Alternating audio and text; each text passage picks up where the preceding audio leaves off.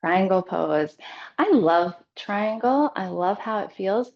Number one tip for triangle is make sure you are warmed up. If you aren't just doing a practice that includes triangle, but you're like kind of just craving a triangle, do make sure you warm up that side body first and that you do some other stretches before you launch into a triangle.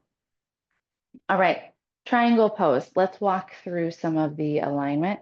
Oftentimes, you're going to come to a triangle in a yoga practice, maybe from kind of that warrior two. So the front toes at the top of the mat are pointing toward the top of the mat. That knee in warrior two starts bent. The back foot is parallel to the back of the mat. And ideally, that front heel is going to line up to the arch of that back foot. Make sure you're nice and long in your warrior two to set yourself up for a nice long, good stretch in triangle. That front knee in warrior two is over that front ankle. Arms here, right? You're like, this is a triangle tip video. Why are you talking about warrior two? But often this is where we start when we come into a triangle. So step one is you're going to straighten the leg. Both legs are straight in triangle. Then you're going to shift forward, reach forward with those front fingers.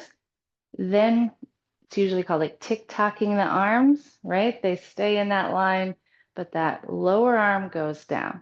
Now, this is the focus, the top side of the body, this top arm reaching up. Oftentimes, people are worried about this lower arm, thinking it needs to be like at the ankle or it needs to be on the ground.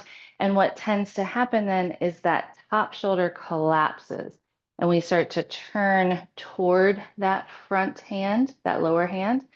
And we don't want that. In triangle, the reason we tick-tock the arms is because we want to keep them open and in that line, not where we're collapsing in. So we don't worry about this hand at all. It could be in a bind.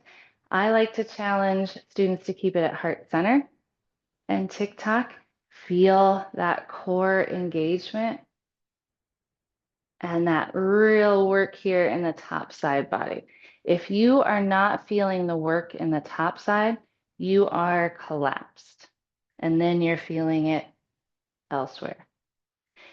Gaze tends to follow that top hand. That helps to open up that top shoulder as well. So the top side is the one working. I'm going to switch sides. Always make sure something like this you do on both sides so that you're even in your stretching. Same thing, we'll straighten, reach, and then we'll tick-tock. But now I want to feel it here, and I want to think about as if I'm trying to reach for something high up there to get that lift. I don't want to be sinking, I want to be lifting. See that difference? And then again, this bottom arm can do anything. It doesn't really matter. But if you bring it here, I feel like you really feel that core start to engage and help hold you and hold you up. So I love that as a little test, a little challenge. Think about keeping those shoulders open and enjoy triangle. I love triangle. It's a really pretty pose, but it also really works nice and deep in that whole side body.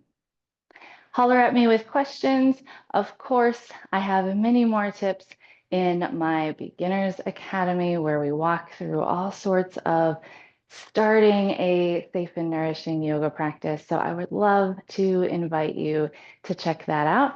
And I'll see you on the mat.